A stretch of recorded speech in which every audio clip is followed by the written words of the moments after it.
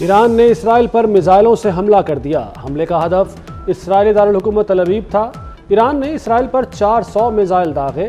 میزائلوں کی بارش کو دفاعی نظام سے روکنے کی کوشش۔ حزب اللہ نے بھی متعدد میزائل فائر کر دیے۔ تل ابیب میں مسلح افراد گھس گئے۔ اسرائیلی شہر حیفا اور ہرزلیہ میں فائرنگ، 10 افراد ہلاک، متعدد زخمی۔ حسن نصر اللہ اور اسماعیل ہنیہ کی شہادت کا بدلہ لیا۔ پاسداران انقلاب کا اعلان۔ ایرانی حملے کے بعد اسرائیلی جنگی کابینہ کا اجلاس۔ اسرائیل نے حملوں کا تباہ کن جواب دینے کی دھمکی دے دی۔ اسرائیل کے تمام ہوائی اڈوں پر فلائٹ آپریشن معطل۔ اسرائیلی میڈیا نے ایرانی حملوں میں ہلاکتوں کا خدشہ ظاہر کر دیا۔ اسرائیل میں گیس تنصیبات پر میزائل گرے۔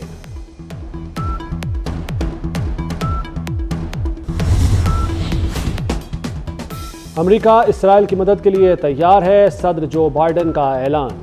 امریکی فوج کو ایرانی میزائل مار گرانے کا حکم دے دیا۔ کہا خطے میں امریکی اہلکاروں کی حفاظت بھی یقینی بنائیں گے۔ جو بائیڈن نے قومی سلامتی ٹیم کا اجلاس بھی بلا لیا۔ امریکہ کا کہنا ہے کہ اسرائیل یقینی طور پر ایران کے خلاف جوابی کارروائی کرے گا۔ ایرانی حملوں کے بعد عراق نے ایئر سپیس بند کر دی۔ ایران کا اسرائیل پر حملہ۔ PIA نے پروازوں کو ایرانی فضائی حدود کے استعمال سے روک دیا۔ پاکستان ایئر ٹریفک کنٹرول کو نئی ہدایات جاری۔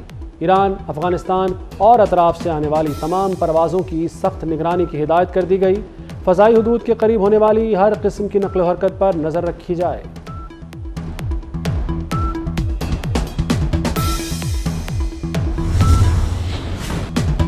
اسرائیلی فوج کی لبنان میں دہشت گردی، زمینی جنگ مسلط کر دی۔ توپ خانوں اور ٹینکوں سے بمباری۔ بیروت ایئرپورٹ کے قریب بھی اسرائیل کا حملہ۔ ایک ٹی وی چینل کے ہیڈ کوارٹر کو نشانہ بنایا۔ 24 گھنٹوں میں 95 افراد شہید، 172 سے زائد زخمی ہو گئے۔ لبنانی فوج سرحد سے 5 کلومیٹر پیچھے ہٹ گئی۔ اسرائیل کا شام میں فضائی حملہ، خاتون سمیت متعدد افراد شہید ہو گئے۔ جائیداد کا تنازع، 7 زندگیاں نکل گیا۔ سیالکوٹ میں قلعہ کالر والا کے علاقے میں 7 افراد کو قتل کر دیا گیا۔ IG ڈاکٹر عثمان انور نے RPO گجرانوالہ سے رپورٹ طلب کر لی۔ ملزموں کو جلد گرفتار کرنے کا حکم۔ ملزموں کی گرفتاری کے لیے 3 ٹیمیں تشکیل۔ مہنگائی کو ریورس گیئر، شرح 44 ماہ کی کم ترین سطح پر آ گئی۔ ستمبر 2024 میں مہنگائی کی شرح 6.9% رہی۔ ادارہ شماریات کے مطابق جنوری 2021 کے بعد اب مہنگائی بڑھنے کی رفتار اس سطح پر آئی ہے۔ ماہانہ بنیاد پر کھانے کی اشیاء، ہاؤسنگ اور ٹرانسپورٹ کی قیمتوں میں کمی کا رجحان رہا۔ خام تیل کی قیمتوں میں کمی اور روپے کی قدر میں استحکام مہنگائی میں کمی کی وجہ قرار۔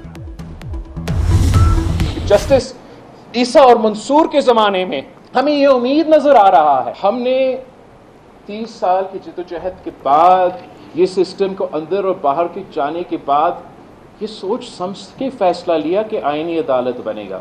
کسی خاص مقصد، نہ کسی وکلا کی سیاست، نہ کسی ججز کی سیاست، نہ کسی اسلام آباد کی سیاست کے لیے یہ چاہتا ہوں۔ میں سمجھتا ہوں کہ ضروری مجبوری آئینی عدالت کی یہ وجہ ہے کہ آپ کو برابری کا نمائندہ نہیں۔ آئینی عدالت میں جسٹس فائز بیٹھیں یا جسٹس منصور، کوئی مسئلہ نہیں۔ دونوں جج میرے لیے سب سے محترم ہیں۔ چیئرمین پیپلز پارٹی بلاول بھٹو کا دو ٹوک موقف۔ کہتے ہیں آئینی ترمیم کی جدوجہد موجودہ چیف جسٹس کے لیے نہیں، میرا نہیں، آپ کا ایجنڈا کسی خاص شخصیت کے لیے ہو سکتا ہے۔ آئینی عدالت نہ بنی تو نقصان ہوتا رہے گا۔ 30 سال کی جدوجہد کے بعد آئینی ترمیم کا فیصلہ لیا۔ کسی کو مقدس گائے نہیں بننا چاہیے۔ افتخار چودھری جیسے مائنڈ سیٹ نے عدالتی نظام کو تباہ کیا۔ عدم اعتماد میں ووٹ گنا نہ جائے تو وزیر اعظم ہٹایا ہی نہیں جا سکتا۔ ووٹنگ اسی لیے ہوتی ہے کہ ووٹ گنا جا سکے۔ چیف جسٹس قاضی فائز عیسیٰ کے آرٹیکل 63A نظر ثانی کیس میں ریمارکس۔ پوچھا کیا فیصلے میں منحرف ارکان کو ڈی سیٹ کرنے کا بھی لکھا گیا؟ ایڈیشنل اٹارنی جنرل نے جواب دیا، تشریح کے فیصلے میں ڈی سیٹ کا حکم نہیں، فیصلہ ہے ووٹ کاسٹ نہیں ہوگا۔ صدر سپریم کورٹ بار نے کہا کہ یہ فیصلہ دوبارہ آئین لکھنے جیسا ہے۔ PTI کی نظر ثانی اپیل کی مخالفت، بینچ پر بھی اعتراض اٹھا دیا۔ آرٹیکل 63A کی تشریح پر نظر ثانی کیس میں بینچ تبدیل ہو گیا۔ جسٹس منیب اختر کی بجائے جسٹس نعیم افغان بینچ میں شامل۔ چیف جسٹس قاضی فائز عیسیٰ کی زیر صدارت کمیٹی اجلاس کے منٹس جاری۔ جسٹس منیب نے وجوہات کے ساتھ عدم دستیابی کا اظہار کیا۔ جسٹس منصور علی شاہ نے کمیٹی اجلاس میں شرکت نہیں کی۔ جسٹس منصور نے اس بینچ میں بیٹھنے سے بھی انکار کیا۔ جسٹس منصور کے انکار کے بعد جسٹس نعیم افغان کے علاوہ کوئی آپشن نہیں تھا۔ چیف جسٹس نے دوران سماعت کہا، سپریم کورٹ میں اب کچھ بھی بند دروازوں کے پیچھے نہیں ہوتا۔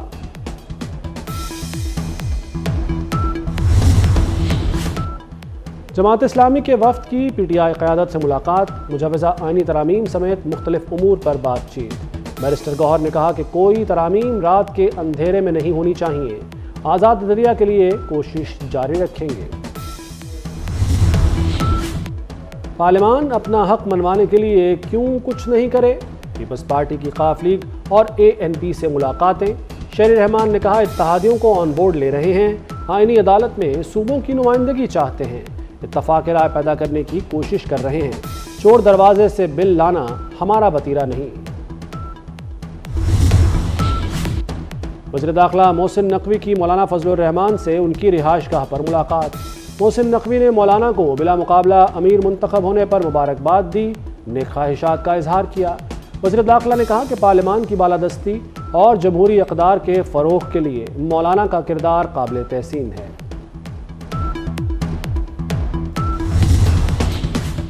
معروف اسلامی اسکالر ڈاکٹر ذاکر نائک کی مولانا فضل الرحمان سے ملاقات، مولانا نے معزز مہمانوں کو گلدستہ پیش کیا، تحائف دیے۔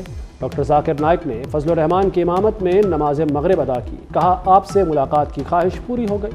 ڈاکٹر ذاکر نائک کی اسپیکر ایاز صادق سے بھی ملاقات، امت مسلمہ کو درپیش چیلنجز اور بین المذاہب ہم آہنگی پر گفتگو۔ ڈاکٹر ذاکر نائک نے اتحاد بین المسلمین کے لیے پاکستان کے کردار کو سراہا۔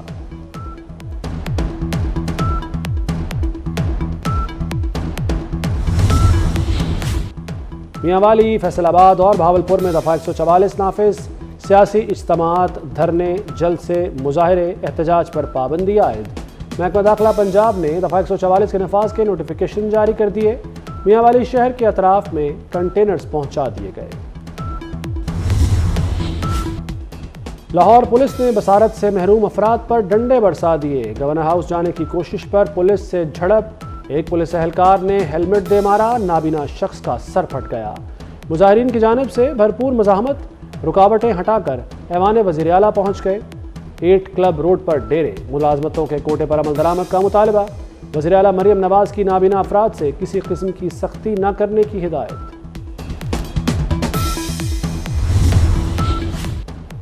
کراچی میں ایک اور خوفناک آگ، ہاکس بے روڈ پر پرفیوم اور سولر پینلز کے گودام میں آتش زدگی، فائر بریگیڈ نے نیوی اور ایئر فورس کی مدد سے آگ پر قابو پایا۔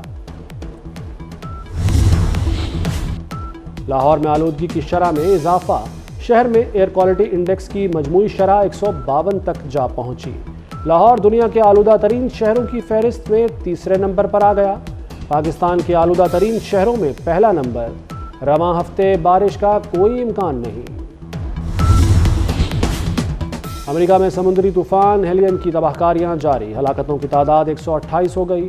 طوفان سے 6 امریکی ریاستوں میں تباہی کے مناظر، کیرولائنا میں سینکڑوں سڑکیں بند ہو گئیں، متاثرین کو امداد کی فراہمی میں مشکلات، 20 لاکھ سے زیادہ لوگ اب بھی بجلی سے محروم ہیں۔